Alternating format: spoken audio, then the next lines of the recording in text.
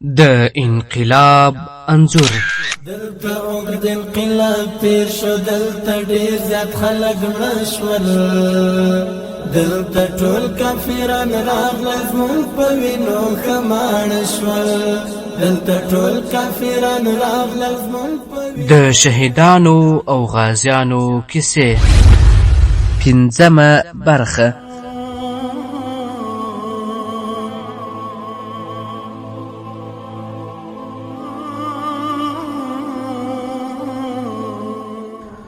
الحمد لله وكفى والصلاة والسلام على رسوله خير الورى، اما بعد. محترمو ګډونوالو، السلام علیکم ورحمت الله وبرکاته. الله تعالی دې وکړي چې روغ جوړ او خوش او خوشحاله بیاست. ویښه شپه 1998 هجري شمسي خونړی کال و. سفریک قطعه چاپې ذاتي کړې وې.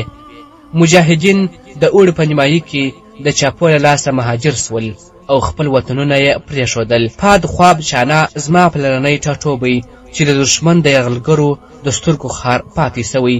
د دې سیمې یوه څنډه چې په تیر کې د کابل ادارې د پولیسیرات په نوم یادوله، خارجي اشغالګرو او داخلي همکارانو یې د تخسیر کولو بېلابېلې هڅې وکړې چې ټولې توطیې یې ناکامې سوې او بالاخره یې د کلیوالو په ځورونې لاس پورې کړ. د همدې ځورولو او د ډېرو چاپو له امله به ډېر وخت زه د شپې پر کور نه پاتې کېدم. یو ورځ مې چې پلار چېرته په سفر تللی و، د ده له تګ وروسته به په کور کې پاتې کېدم. د پلار د سفر 2-3 ورځې تېرې سوې وې. ماخستن و. په فیسبوک کې مې د زبیر انقلابي په نامه د یوې ID پر یو پوسټ سترګې ولګېدې چې لیکلې وه: د لوګر مجاهدینو بیدار اوسئ، د سفریک قطعې ګڼ موټر د لوګر خواته روان دي. د باندې را ووتلم. د بنګنې اوازونه مې تر غوږ شول. موبایل مې بند کړ او بیرته د خونې کوټې ته ولاړم. د شپې 12 بجې شاوخوا د تیارو بوژونکي اوازونه اورېدل کېدل. د کوټې کړکۍ مې خلاصې کړې. د کور ټول غړي په دې انتظار ویښ ناست وه چې اوس به چاپه راځي. ساعت ته مو کتل چې وخت به ژر تېر سي، خو دا انتظار ډېر سخت و. په دې وخت کې یودم درست سو. د شیشو او چړو شرنګ شرنګ سو. دروازه یې والوزوله. د کور انګړ ته مې وکتل. پاس یې له تیاره څخه لوی څراغ بل کړی و. دوړې او ګردونه پاس هوا ته ختل. وروسته د سفریک قطعې د عسکر د کور انګړ ته راننوتل. پر سرونو باندې یې څراغونه نصب کړي وه. ګوته په ماشه ولاړ وه. له کړکۍ څخه یې خونې ته راوکتل. غږ یې راباندې وکړ: راووځه. له وروتلو سره سمدستي یې ګوزار راباندې وکړ. لاسونه یې شاته راوتړل. پر سر یې توره خولۍ راکش کړه. دې خولۍ یو رقم بوی کاوه چې سړي ته یې سخت تکلیف ورکاوه. دیوال ته یې ودرولم. نوم دې څه دی؟ اسلحه دې چېرته ده؟ طالبان چیرې دي؟ څو مسلسلې پوښتنې یې وکړې. خپل نوم یې ور وښودی او د طالبانو مې ورته وویل: نه دې مې لیدلي. 3 کس راته ولاړ وه. یوه مخامخ کس له سینې څخه ونیولم او له دیوال سره یې ووهلم. راته یې وویل: سم حال ووایه. د کور د انګړ یوه کونج ته یې کړم. برموکاټ یې راڅخه تاو کړ. یوه شنه اشاره مې له اوږې سره لګېده. یو کس راته وویل: کلمه دې ووایه، وخت دې پوره دی. یوه غږ وکړ: خنجري شاته سه چې خوږ نه سې. په دې وخت کې یو امریکایي له ترجمان سره راغلی. پوه سوم چې امریکایي هغه ته ورغلی. له لاس څخه یې څه شي ورڅخه واخیستل. ترجمان ما ته راغلی. برموکاټ یې راڅخه خلاص کړ. ما ته یې وویل: امریکایي عسکر ورڅخه خلاص کړې، که نه ختم وې. زموږ د کور دروازه د کانټینر وه. کله چې یې والوځوله په منځ کې سوري سوه. تر هغې یې وایستلم. یو څه وخت یې دلته کېنولی وم. بیا مو حرکت وکړ. زما پښې لوڅې وې. تیز نه سوم تلی. مخامخ غونډۍ ته یې وختلو. په پښو کې مې ازغۍ ننوتل. یو افغاني عسکر راته وویل: طالبه سم تګ کوه. ما ورته وویل: په پښو کې مې ازغۍ تللي، ځکه نه سم تللی. یو لین 2 کسه ټول ودرېدل. زموږ د کور له انګړ څخه د اور لمبې ختې. مزل مو پیل کړ. په ذهن کې مې بېلابېل فکرونه او کیسې راګرځېدلې چې دا اور به د څه و. وروسته چې پوه سوم زموږ موټرسایکل ته یې اور اچولی و او موټر یې په ډزو ویشتلی و. نور ساحه نه رامعلومېدله چې کوم ځای دی. په لاره کې کسان بدلېدل. یو افغاني عسکر له لاسه ونیولم. کنځلې یې کولې. په کنداغ یې ووهلم. پر مځکه وغورځېدم. یو څه مې سترګې لوڅې سوې. لاره مې لیدلې سوه. ګورم فیض کاریز کلي ته رسېدلي وو. د اخوند بابا غونډۍ ورته وایي. دې غونډۍ ته د موټر لاره هم تللې وه، خو دوی د قبرونو په منځ کې په حجره کې روان وه. یو کس را مخکې سو، زما په فکر کسان یې حسابول. ما ته یې فکر سو چې د ده سترګې خو لڅې دي. د سترګو له پټولو سره یې 2-3 لغتې ووهلم. بیا حرکت پیل سو. کله به مې پښې د حجرې په تیږو او کله به د ازغویو په بوټو کې کېښودلې. د غونډۍ څخه بیرته په کښته کېدو کې و. یوه کس له شا څخه دیکه راکړه. زه لږ تېز سوم. په ډبره کې مې پښه بنده سوه او وغورځېدم. په زور او کشولو یې راپورته کړم. بیا مو حرکت پیل کړ.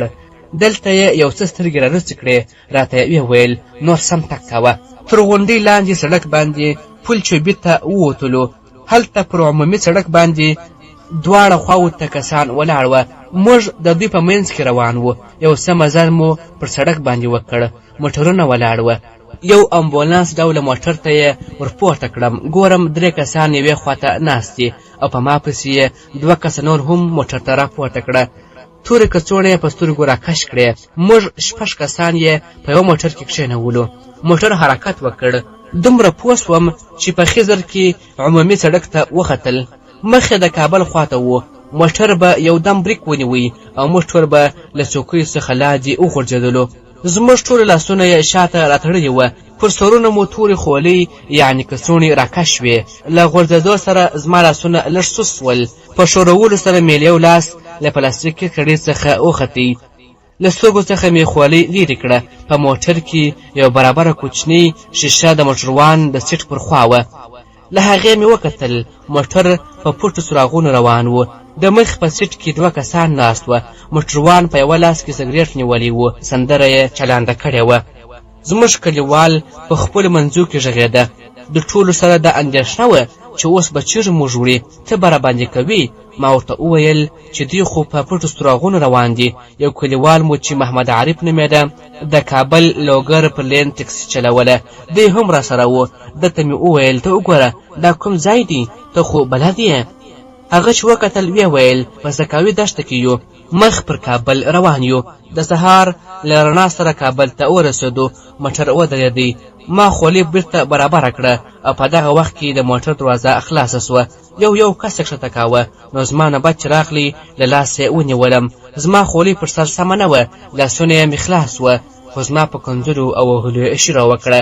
لڅو پښې په سره توره خولۍ کش په مځکه هواره کریش او د غربي لاسپوڅو د ناڅاپي ګزار له امله په مځکه وغورځېدم. د کوټې خواته یې روان کړم. په ننوتو کې مې پښه بنده سوه. داسې کلک وغورځېدم چې د پزې او خولې څخه مې وینه روانه سوه. همداسې کوټې ته دننه کړم. زموږ له لاسونو څخه یې هغه پلاستیکي کړۍ خلاصې کړې. زولنې یې راته واچولې. په خونه کې یې داسې کښېنولو چې مخونه مو دیوال ته وه. په 2 پښو ناست و. د دوی مشران راغلل. له موږ څخه یې پوښتنې وکړې. شهرتونه یې واخیستل. راڅخه ولاړل. زما د پښو له نوکانو څخه وینه تله. پښې مې له ازغیو ډکې وې. درد یې کاوه.